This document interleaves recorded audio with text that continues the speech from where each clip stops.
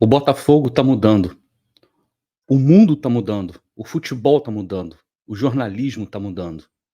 Eu vou falar sobre muitas mudanças, na verdade, depois da vinheta.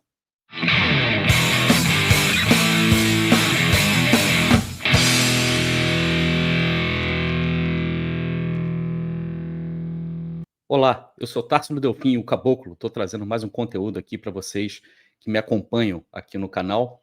E hoje eu vou falar bastante sobre mudanças, né?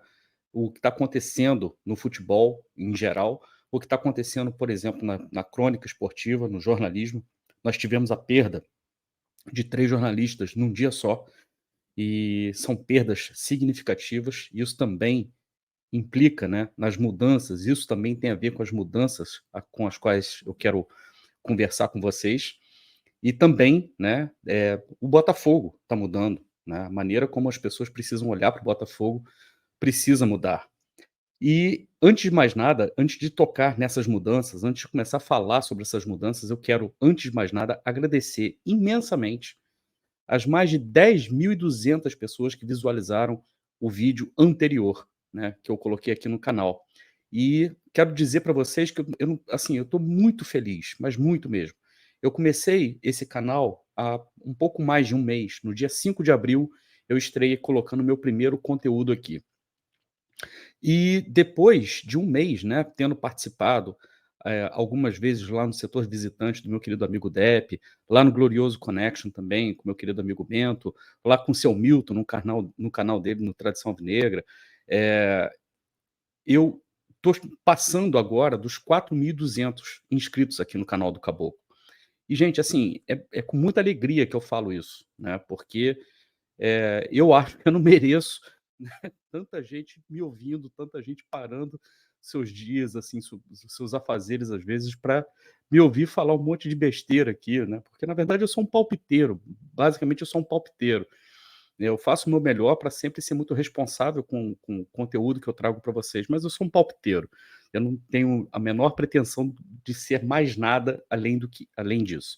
E para você que assistiu o meu último vídeo, por exemplo, já foram mais de 10.200 pessoas, mais de 10.200 visualizações, na verdade, e você ainda não se inscreveu aqui no canal, então eu quero pedir para você, que eu sei que é comum você assistir e não se inscrever. Às vezes também é comum assistir e não deixar o like. Então, eu quero pedir logo de cara para vocês o seguinte: deixa o like, se inscreva aqui no canal e acione o sininho para que você receba a notificação toda vez que eu colocar um conteúdo novo aqui no canal, como esse que você está assistindo nesse momento. E também quero dizer para vocês que, se você quer apoiar o meu trabalho, se você gosta do meu trabalho, você pode contribuir com o crescimento do canal, mandando uma ajuda para o canaldocaboclo@gmail.com. Essa é a minha chave de Pix. Então você pode mandar um Pix para canaldocaboclo@gmail.com. E lá você pode colocar uma mensagem, você pode colocar uma pergunta, qualquer coisa que você quiser colocar, como o Paulo, que mandou para mim um Pix, só dizendo fogão, né? Valeu, Paulo, um grande abraço para você e obrigado pelo Pix. E você pode mandar, colocando lá seus comentários, suas perguntas, e eu vou ficar muito feliz de poder lê-las aqui para você depois, nos vídeos que eu coloco, mas também muito feliz de saber que você aposta no canal, que você acredita no trabalho que eu faço. Tem novidade vindo aí. Eu estou criando um clube de membros, né, de apoiadores oficiais, né, do canal do Caboclo, e logo em breve eu vou trazer essa novidade para vocês, tá bom? Olha só, eu estou aqui para falar de mudança, né? A gente teve, obviamente, todo mundo sabe que a gente teve perdas, na verdade, significativas com a partida do Antero Greco, que era jornalista da ESPN, também do Silvio Luiz, né, que todo mundo conhece, todo mundo, que pelo menos a galera da minha idade, cresceu ouvindo e vendo, né, jogos com narração do Silvio Luiz, e também a perda do Washington Rodrigues, o Apolinho, que era do rádio, né, principalmente na Rádio Carioca, aqui na Rádio Globo, na Rádio Tupi, fez uma história muito bonita no rádio. Não há quem não tenha crescido ouvindo, né, e tendo como referência os comentários de Washington Rodrigues. E isso me fez parar para pensar, principalmente depois da vitória do Botafogo contra o Universitário, onde a gente, antes do jogo, a gente ouviu muitos comentários, né, de jornalistas falando sobre as possibilidades do Botafogo passar pelo Universitário, enfim. Muitos apostavam que sim, muitos apostavam que não, e está tudo certo. Eu não tenho nenhum problema com relação a quem não acreditava, por exemplo, que o Botafogo fosse capaz de vencer o Universitário lá. Eu, por exemplo, no Glorioso Connection, por exemplo, estava com a expectativa muito baixa, né, para o Botafogo, para a campanha do Botafogo na Copa Libertadores da América, porque era aquele momento que o Arthur Jorge estava chegando. Eu não sabia se o Arthur Jorge conseguiria ter o tempo necessário para conseguir promover as mudanças necessárias no Botafogo, para fazer com que o Botafogo pudesse ainda ter tempo de conseguir se recuperar no campeonato, já que havia sido derrotado na sua estreia, né, por 3-0, 3-1, né, contra o Júnior Barranquilla aqui no Rio de Janeiro. E, né, para minha felicidade, para minha surpresa e também felicidade, o Arthur Jorge vem fazendo um trabalho espetacular, né, no Botafogo, que a gente só pode dizer que é um trabalho de excelência mesmo, e classificou o Botafogo antecipadamente, né, para as oitavas de final, e ainda podendo assumir a liderança do grupo no último jogo contra o Júnior Barranquilla, lá na Colômbia. Você duvida, por exemplo, que o Botafogo seja capaz de derrotar o Júnior Barranquilla? Eu não duvido mais, não tem como mais a gente levantar suspeita e achar que esse Botafogo não seja capaz de vencer todas as suas dificuldades, e principalmente levando-se em consideração o contexto, né, do que se formou para o jogo contra o Universitário, com o afastamento do Romero e do Diego Hernandes, quando a gente precisava de jogadores dessa qualidade para poder jogar, mas o Arthur Jorge não somente sai fortalecido, né, do episódio, como ele prova o ponto de que é extremamente importante que o grupo esteja fechado, que esteja todo mundo comprometido com uma causa maior, que é o sucesso do Botafogo, né? Bom, mas eu estou aqui para falar de mudanças, né?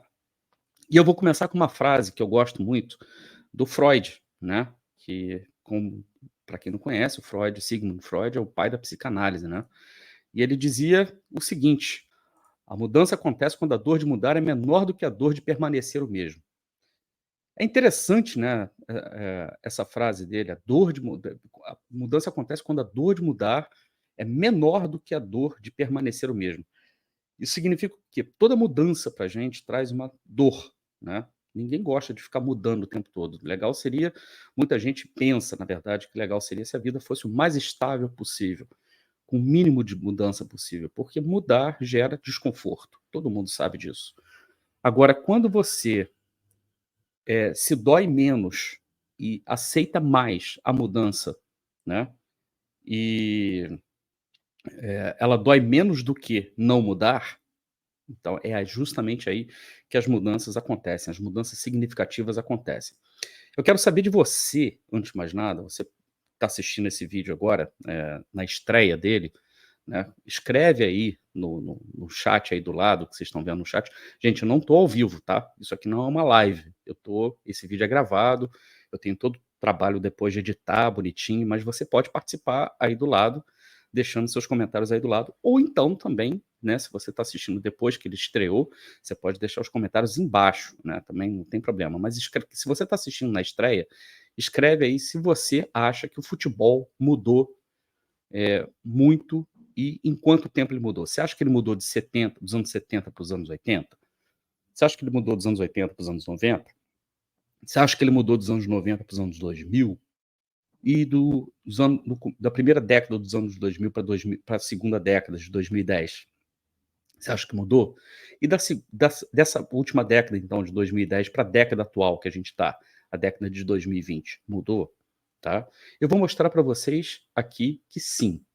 E essas mudanças, talvez nem todas, sejam perceptíveis a olho nu, a não ser que alguém venha e mostre para a gente que essas mudanças estejam ocorrendo. Porque aí, a partir daí, o nosso olhar, né, passa a focar nisso no momento que a gente está assistindo um jogo, né, na televisão ou no estádio também, a gente começa a prestar atenção em coisas que a gente anteriormente não prestava, né, basicamente é isso, tá. E eu quero trazer para vocês aqui, eu estava assistindo um vídeo da Futuri, que é muito legal, que foi um vídeo que chama de Data Futuri, eles colocaram essa semana, se não me engano, no canal deles lá. Vou deixar na descrição desse vídeo, eu vou deixar o link para vocês, deem uma olhada lá, e eu tirei todas as informações, todos os dados da referência que eles também deixaram lá, no site que é muito legal, chama StatsBomb, e o nome do arquivo, o nome do artigo, né, o artigo está todo em inglês, o nome do artigo deixa eu ver aqui o nome dele, How Football is Changing, como o futebol está mudando, né? E o que é mais impressionante nessa mudança do futebol é que eles falaram sobre mudanças que estão ocorrendo no futebol de maneira muito, muito recente. É isso que é mais assustador, tá? Então eu vou botar aqui na tela para vocês, para a gente poder discutir, para poder mostrar melhor para vocês do que eu estou falando. Dá uma olhada só nisso aqui. Vocês conseguem, olha só para esse gráfico aqui, obviamente que no futebol hoje em dia já estão, a ciência está tomando conta completamente. Não significa que a ciência nunca esteve presente no futebol. A ciência sempre esteve. Estava vendo uma entrevista também do PVC no Futeboteco, uma entrevista muito bacana do PVC, que eu acho que o PVC é um cara que entende muito, muito de futebol, mas às vezes eu discordo dos posicionamentos dele, o que é natural também. E isso não significa o fato de eu gostar, né, de saber que é um cara extremamente antenado com as mudanças, não me faz naturalmente concordar com tudo que ele fala, né? Mas esse dado aqui do StatsBomb é muito interessante. A linha azul que vocês estão vendo, né, em decadência, né, descendo, até chegar ao ponto da boca do jacaré fechar, que a gente chama de boca do jacaré, né, quando ele encontra com a linha vermelha, essas linhas aqui se referem à maneira como o tiro de meta é cobrado, tá? Então, no ano de 2017, dá uma olhada lá no ano de 2017, tá? A linha azul representa os tiros de meta que eram cobrados com chutes aéreos, chute para frente, o famoso chutão do tiro de meta, né? O goleiro cobrando o tiro de meta, chutando a bola lá para o meio de campo, ou então para as duas laterais. E a linha vermelha, né, mostra os tiros de meta sendo cobrados curto dentro da área, né, com aquela saída mais de jogo construído a partir do campo de defesa. Dá uma olhada no que aconteceu em 2017, como era em 2017, e como a tendência veio se invertendo até a gente chegar no ponto atual, em 2024, onde bate-se mais tiros de meta curto dentro da própria área do que os tiros de meta mais longos, de bolas longas. Não que eles não continuem sendo feitos também dessa forma, também são, mas hoje bate-se mais tiros de meta, cobra-se mais tiros de meta dentro da área, né, dentro da própria área, e o jogo é construído a partir lá de trás, do que, né, do que bolas alçadas para o meio de campo. E por que isso acontece? O que aconteceu aqui que a coisa começou a virar? Uma mudança na regra, né? A FIFA muda a regra a partir de um determinado momento, isso é muito recente, agora não vou saber dizer para vocês se é 2017, se é 2018, quando que a regra muda, mas você pode bater o tiro de meta para dentro da sua área. Antigamente a bola tinha que sair da grande área. Hoje em dia ela não precisa mais sair da grande área. Cobrou o tiro de meta, pode ser cobrado curto, automaticamente a bola está em jogo e o time adversário pode já atacar a bola. Isso tem acontecido com muita frequência. E isso aqui tem um impacto em muitos outros pontos, né, do jogo, né? Por exemplo, isso aqui, ó. Aqui você vê a cobrança dos tiros de metas, né, por volta de 2017. Os pontos em vermelho mais fortes aqui estão mostrando o destino da bola, para onde que a bola ia. Então, aonde está vermelho mais forte, né, é para onde a bola ia. Isso aqui é corroborando o gráfico que vocês estão vendo, ó. E a partir de 2024, esse é o gráfico. Existe uma inversão, né, muito clara. A bola sendo muito mais tocada dentro da área, onde o tiro de meta está sendo cobrado, do que a bola sendo jogada lá para o meio de campo, para disputar no meio de campo. Por quê? Isso tudo tem a ver com controle. As equipes querem ter muito mais controle. Isso também tem um impacto muito grande na maneira como os times passam a jogar, passam a trocar muito mais passes, né, do que simplesmente disputar bolas e quando você domina, você tenta drible e por aí vai. Ou seja, o futebol hoje em dia é um futebol muito mais de passe, muito mais de toque e que depende muito mais da movimentação e a busca por espaços do que um futebol individualizado onde o drible faz muita diferença. Quer ver eu mostrar isso para vocês? Quer ver eu provar isso para vocês? Tá aqui, ó. Em 2017, do ano de 2017 para o ano de 2021, esses dados aqui foram coletados nas 5 principais ligas da Europa, tá? Eles não refletem a realidade aqui do Brasil, mas mostram que as principais tendências ocorrem lá para que depois elas passem a ocorrer aqui no Brasil também.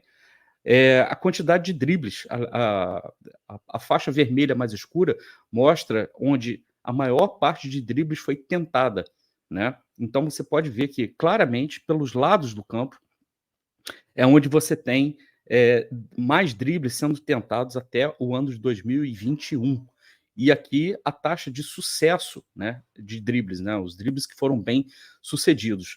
Comparando os dois gráficos aqui, no primeiro você vê uma quantidade enorme de tentativa de passes pelos lados, né, mas o sucesso desses dribles está muito mais dentro das áreas, muito mais atrás do que lá na frente, né? Ou seja, os dribles com mais sucesso ocorrem muito mais nas áreas, né, dentro das áreas, do que, na verdade, fora delas.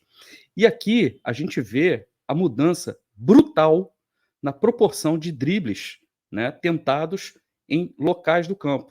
Então, aonde está a área vermelha, é onde os dribles vêm sendo tentados, né? De novo, pelas laterais, né? Agora chama atenção pelas laterais defensivas e também as laterais ofensivas, né? Com a taxa de sucesso, ó, mínima. A maior taxa de sucesso a gente está observando na área, né, onde a jogada é iniciada, no tiro de meta, lá atrás. Eu vou voltar para vocês porque isso é inacreditável. Olha como é que era em 2021 até 2021, de 2017 até 2021, muito mais dribles, né? E a taxa de sucesso de dribles para a tentativa hoje em dia e a taxa de sucesso hoje em dia. É brutal, a diferença é brutal. Por quê? Por que, que o drible está sumindo? Porque hoje em dia, como você tem a saída construída lá de trás e você tem uma marcação pressão, as equipes sobem a marcação para poder roubar a bola cada vez mais lá na frente. Se você for driblar mais perto do gol, você está dando mais chances para o seu adversário roubar a bola. Então você precisa de sistemas de saída de bola com passes. Então, o passe voltou a ser um fator determinante no sucesso das equipes para poderem sair lá de trás e para poder chegar até o gol adversário. E aí, eu quero trazer para vocês esse dado interessante aqui, que reflete a maneira como o Botafogo venceu, né, o Universitário do Peru. Eu fui consultar o meu querido amigo Matheus Fogstad, né, obviamente, e ele me chamou a atenção para o XG, que é o número de gols esperados, né, do Botafogo. A crônica toda falou que o Botafogo foi mal no jogo, o Botafogo não fez um bom jogo, que poderia ter dominado mais, poderia ter proposto mais o jogo, né? Eu sempre coloco isso entre aspas. Mas, ao mesmo tempo, eu argumentei, principalmente lá no Twitter, que o Botafogo não correu riscos, que o Botafogo não sofreu perigo de perder o jogo, né? Ou que esse risco foi muito minimizado. E algumas pessoas não entenderam isso e até questionaram, né? Mas não, porque o time adversário teve chance de gol, sim. A gente deu sorte, né? Muita gente argumentando com essas coisas assim mais do imponderável. E aqui eu quero mostrar para vocês o seguinte: o Universitário teve 16 chutes contra 5 do Botafogo, 16 finalizações contra 5 do Botafogo. Essas 16 finalizações ocorreram, em sua grande maioria, de fora da área. E ocorreram de fora da área porque o Botafogo conseguiu fechar os espaços, os únicos espaços, talvez os únicos espaços que o Universitário poderia explorar. Como? que ele fez isso. Aí o Matheus que me chamou a atenção para isso. A marcação do Botafogo, como ele entrou com 3 volantes, ele também fechou um pouco mais os laterais, né? Tanto o Damian Soares quanto o Hugo. Jogaram mais próximos da área, ao invés de jogarem mais abertos. Então ele deu os lados do campo para o Universitário. Qual é o grande problema do time do Universitário, segundo a própria crônica peruana? Né? É um time que consegue defender bem, que consegue sair muito bem no contra-ataque, tá? Mas que, quando tem a posse de bola e precisa propor o jogo, tem muita dificuldade. E quando ele pega um adversário que está muito fechado, ele tem muita dificuldade. Essa é a maior fraqueza do time peruano. O que o Arthur Jorge fez? A aposta do Arthur Jorge, a estratégia do Arthur Jorge foi apostar na maior fraqueza da equipe peruana, que é a capacidade, ou a falta de capacidade que a equipe deles tem, de conseguir criarem jogadas quando você pega uma outra equipe bem postada, bem fechada. E bem postada e fechada não significa que abdique da bola. O Botafogo, em vários momentos, teve posse de bola. E aí sim, eu concordo quando a crítica diz que o Botafogo poderia ter trabalhado melhor a bola. O Roger menciona isso, né, no Redação Sport TV, se não me engano, que o Botafogo poderia ter trabalhado melhor a bola. É verdade, tá? E jogadores que são chaves para isso, como o próprio Tietê, o Marlon Freitas, eu acho que a partida do Marlon Freitas foi muito boa, mas o Tietê e Savarino, por exemplo, com a bola nos pés, tiveram muita dificuldade de conseguir criar jogadas, de conseguir dar sequência, na verdade, às jogadas, no último passe, principalmente.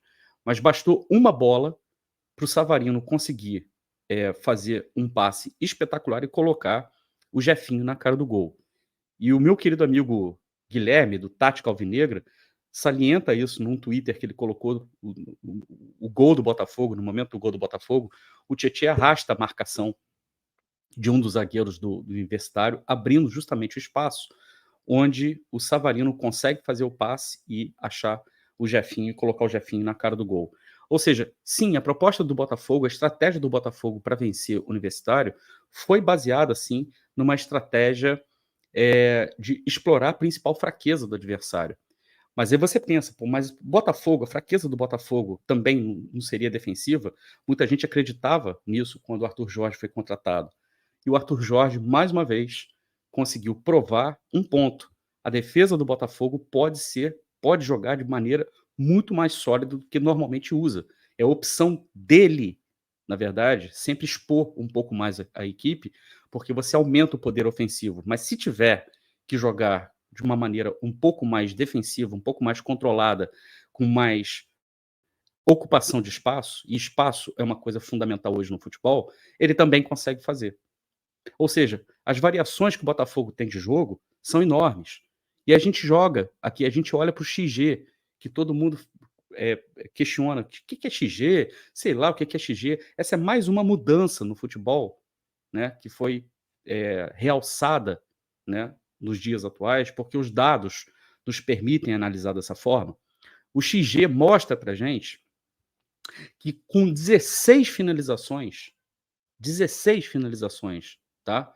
Mais que o triplo que o Botafogo teve, a diferença do XG, dos gols esperados do Universitário para os gols esperados do Botafogo foi de apenas 0,9. E 0,59 para 16 finalizações é um índice muito baixo. É menos, é quase a metade de um gol. É quase como se eles de 16 finalizações eles tiveram meia chance de gol. Ou seja, a qualidade das finalizações deles fez muita diferença. O XG não mede, na verdade, o índice depois que a bola foi concluída, depois que a finalização foi feita. Ele mede a pré-finalização. O Matheus estava me explicando isso. Ele mede as chances que você pode ter no momento que você for finalizar, pelo ângulo que você está para o gol, pela quantidade de jogadores ao seu redor, se a bola caiu no seu pé, bom, se não caiu, se caiu na sua cabeça e você é um bom cabeceador, tem um bom repertório. E da onde que vem todos esses dados? Né? Pois é, vem da inteligência artificial, vem da medida, vem da ciência aplicada, né? Vem do scout, vem de você colocar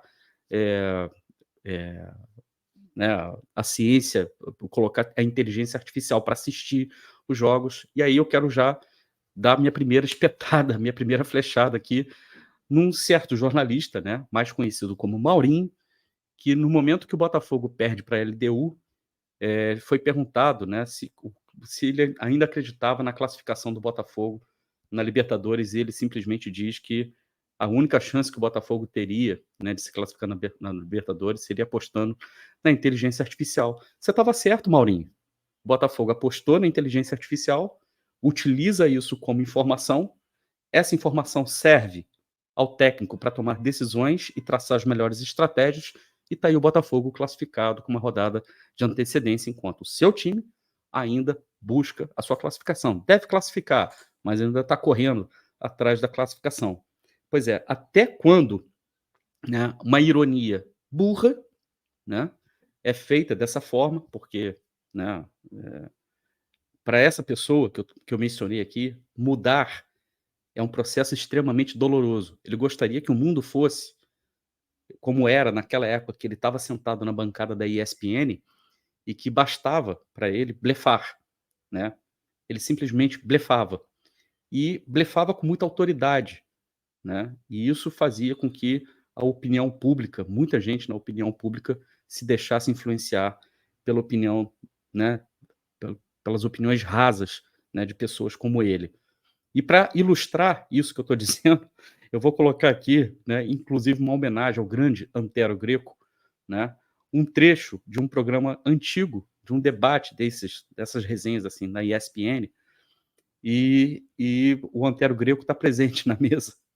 E aí mais um daqueles bravateiros, né, que não se encontram mais na ESPN, obviamente, está por aí falando suas besteiras, falando suas groselhas por aí, com muita autoridade, né? Ele, né, invoca aquela confiança toda com muita autoridade para dizer besteira, e um maravilhoso Antero Greco, né, fecha, na verdade, encerra o assunto com aquilo que era preciso ser dito naquele momento. Dê só uma olhada para vocês entenderem do que eu estou falando. Ele é um jogador que tem características que o futebol brasileiro hoje carece, né? Não tem mais o Fred. No Fred, elenco, não, com certeza. né? Mas, embora tenha que puxar a sardinha, não estaria entre os 23, mas a seleção brasileira não tem um jogador com a criatividade do Cueva, capaz de meter uma bola vertical nos seus momentos inspirados, turbinado ou não. Cueva estaria na seleção? O problema é o pacote. Cueva é reserva de um time brasileiro. Sim, mas o torcedor do Santos tem calafrios quando ele vai para o aquecimento, para entrar. O problema é o pacote. É verdade, mas ele é um jogador que tem alguns coelhos na cartola. Ele tira alguns coelhos da cartola. Quando? Várias vezes. Uma vez, sei lá. Várias vezes. Em quanto várias tempo? Vezes é um jogador, o preço é alto. É um jogador. O preço é alto para esses coelhinhos. É um jogador que enxerga espaços que. Posso falar uma coisa para você, Arnaldo? Não. Posso te falar uma coisa? Me cobra amanhã. Estou pensando aqui. Posso te falar uma coisa? Não. Espetacular, o Antero, nosso querido Antero, e aí vai fazer muita falta. E era só isso que precisava ser dito. Arnaldo, não. Entendeu? E o Antero é um cara da escola antiga do futebol, mas é um cara que nunca se negou a entender, a ver e a entender as mudanças acontecendo no futebol, entendeu? E aí ele não vai ser arrogante, não vai querer se colocar, né, como autoridade, porque ele está observando as coisas mudando, enquanto o outro lá bravatando, né, falando lá suas bravatas, como falou recentemente, foi abrir a boca para falar que o Botafogo foi beneficiado por ter jogado 7 jogos seguidos no Rio de Janeiro, né? Não sabe do que está falando, né? E, assim, é uma perda muito grande, né, para o jornalismo. Obviamente que é uma perda muito grande para o jornalismo. Mas, ao mesmo tempo, a gente pode dizer claramente que no jornalismo hoje também vem surgindo assim muitos talentos, muitos jornalistas talentosos que não têm medo da mudança, que incorporam as mudanças nos seus repertórios, né, e que não tem medo de estudar, não tem preguiça de estudar e não tem essa síndrome, né, de tudólogo, né, sabe tudo. E esses caras há um tempo atrás falavam sozinhos, né? Pensa que esses caras há um tempo atrás falavam sozinhos, né? e não falam mais. Felizmente, não falam mais, né? Graças à tecnologia, graças à ciência, pessoas como meu querido amigo Matheus Fogstad está aí, né? Brilhando cada vez mais. Outros amigos como o Guilherme, né? Do Tática Alvinegra também, que observou muito bem. O pessoal da Futuri, né? Que faz um trabalho exemplar, espetacular, procurando sempre ouvir treinadores de fora, né, para saber o que eles estão pensando, treinadores do Brasil também, para saber o que todo mundo está pensando. Ou seja, não deveria ser difícil informar, né? Só deveria haver honestidade, boa vontade e um pouco menos de ego inflado. E eu quero encerrar mostrando para vocês aqui, também prestando a minha homenagem, né, ao grande Silvio Luiz, narrador Silvio Luiz, que marcou uma geração gigantesca, como a minha geração, né? E também prestando uma homenagem ao Washington Luiz. Você pode pensar, o Washington Luiz era muito identificado com o Flamengo. Não se trata disso. É um cara que pautou sempre a sua carreira pela comunicação e era muito bem quisto em todos os clubes do Rio de Janeiro, por exemplo, onde aparecia, sempre era saudado, porque nunca escondeu o seu clubismo, nunca escondeu para quem torcia, né? Mas também nunca deixou de ser justo quando precisava ser, e como o jornalismo cobra, né? Deveria ser dessa forma. Eu vou colocar um vídeo para vocês assistirem, então antes do vídeo, eu já quero deixar aqui o meu recado para vocês. Se vocês gostaram desse conteúdo, deixe seu like, se inscreva aqui no canal e acione o sininho para que você receba notificações de conteúdos novos aqui no canal. Se quiser colaborar também, manda um pix para canaldocaboclo@gmail.com. Eu ficarei muito feliz em receber a sua ajuda, em receber o seu apoio, tá bom? E com vocês, nosso querido amigo Silvio Luiz. O jogo tá igual, Paluto, está olho no lance.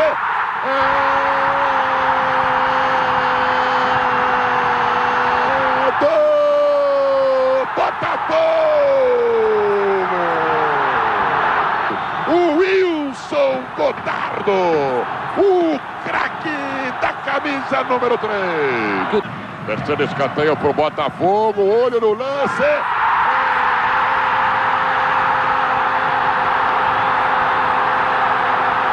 Do Botafogo! O artilheiro Túlio, o craque da camisa número 7.